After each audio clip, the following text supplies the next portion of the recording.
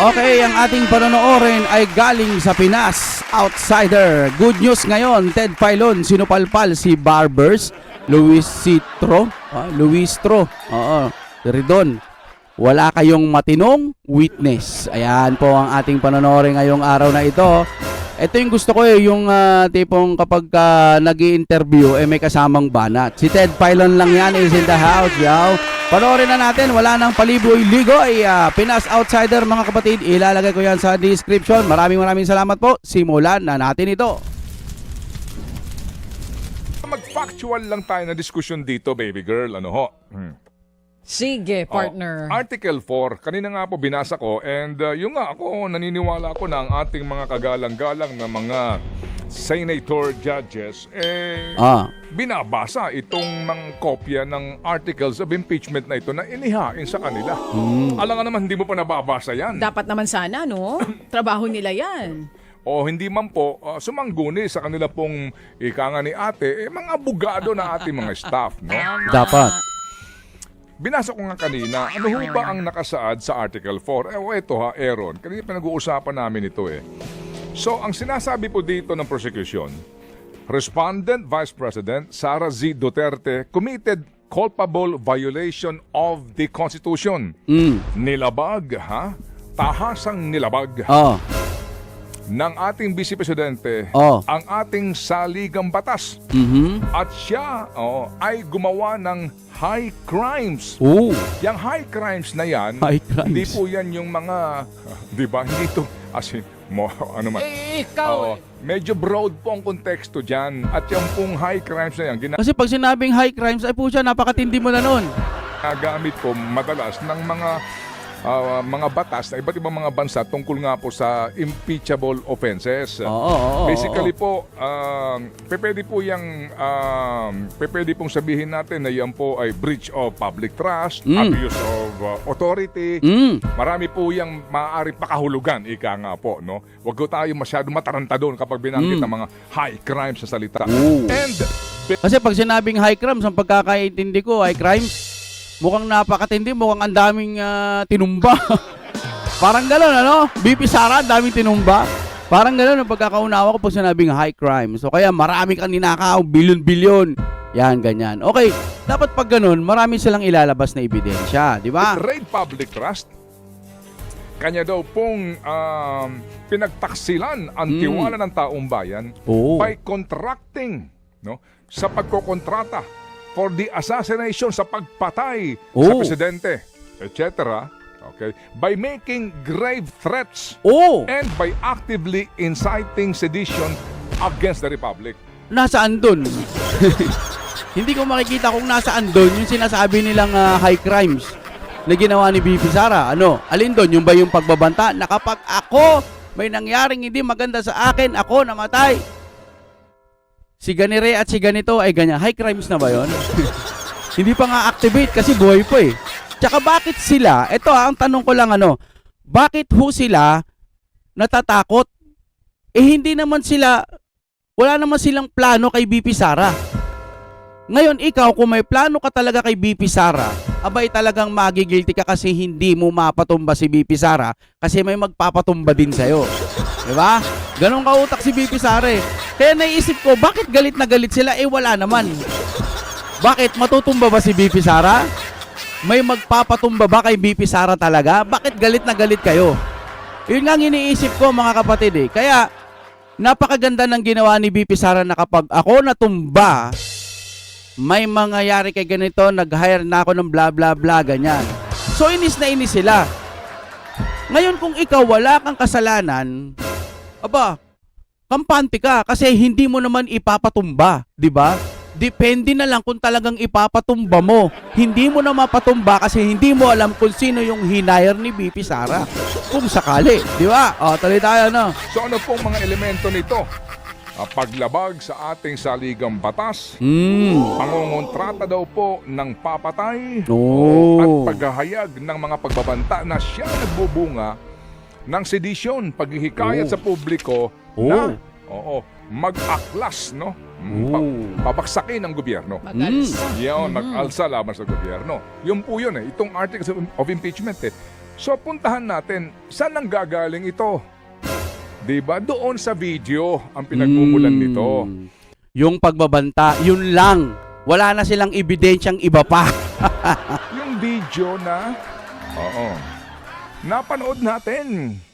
Napanood ninyo, naibalita na po kasi ilang taon na po nang nangyari yan. Alright, kitang-kita po natin. At yung pong papel nung agent na iyon ay to authenticate. Oh. Sino nag-authenticate? Siya din. Basically, the video.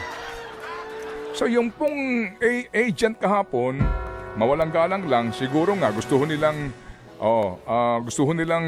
dalhin doon sa investigasyon na ginawa, di ba? Nag-imbestiga eh. And eventually nga po, may kasong kinakaharap yung Vice Presidente dahil doon sa grave threats na iyon. Kaya po nagkaroon ng investigasyon, etc. etc. But basic po dito is, yung bang video authentic o hindi? Yung pong iba, peripheral issues na na sabi nga po yung agent, hindi naman siya competent para sagutin na yung mga ibang katanungan. Ang kanyang purpose doon is to authenticate the video. Yung po kanyang expertise supposed to be. Oo nga, bakit siya nandun doon? Anong ginagawa niya? Siya pala ang taga-authenticate. Siya din yung nagre-reklamo. Siya din lahat eh. Tama. So, babasagin mo ang kredibilidad ng agent, sisirain mo ang kanyang Imahe. ang kanya pong kredibilidad. Yan. Oh. In the first place, tinatanggi ba ng depensa yung video? Hindi naman nga eh. Oo. True. Di ba? I mean, come on. Again with all due respect, Opo. Yung pong naturang video, klaro na mismo ginamit nga din yung part nito ng depensa kahapon. At babasahin ko po dito yung pong statement na inihayag ng depensa at ipinagkaloob po ng impeachment court sa kanila to balance the equation para po lamang sabihin na hindi impeachable offense itong ipinapangalandakan ng prosecution. Yun naman pala eh, no? Babasahin ko po O ikaw na kaya. Basahin mo na lang ito hanggang dito lamang sa huling salita na ito. Sige. Basahin mo lang. Mr. Chair. Okay, basahin mo. Dito sa finally, ang simula. Mr. Tama ba? Chair. Sa totoo naman. Ito. Okay. Ito na tayo mga kapatid. Totoo naman, nakitang-kita ang nagpupuyos na galit at puot ng ikalawang Pangulo sa naturang video.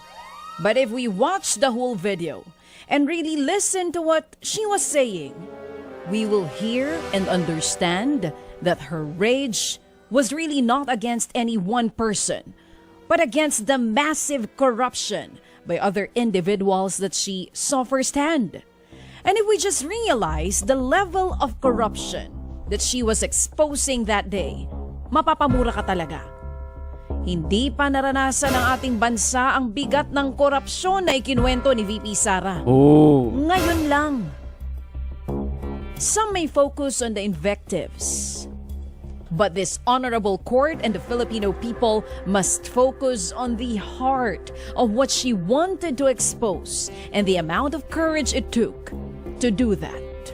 So si Jeremy Lontok, si Lotok at si Attorney Lotok ay para lang to fortify yung video at saka yung kaukulang mga kaso na iniimbestigahan ng NBI tungkol po dito sa umano ay grave threats na ito, a seditious statement. Yan po, klaro yan. Ito namang si Belinda Bello, ito na po yung may kaugnayan dito po kay Zulaika Lopez, yung pangyayari yun. Yung siya kung ano ba ang mga circumstances surrounding yung sinasabi pong supposed to be transfer from HOR to the correctional facility. Okay. Si Zulaika Lopez po, ano ang inyo pong purpose to invite her?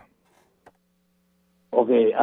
In fact, Ted, nung nabanggit ito ng prosecution panel, kasi she was present, nandoon siya sa naganap na conference o yung Zoom meeting o yung panahon na nagpahayag ng threat ng ating pangalawang Pangulo. So napakahalaga na nandoon siya at makita ng taong bayan kung ano yung role niya doon sa loob ng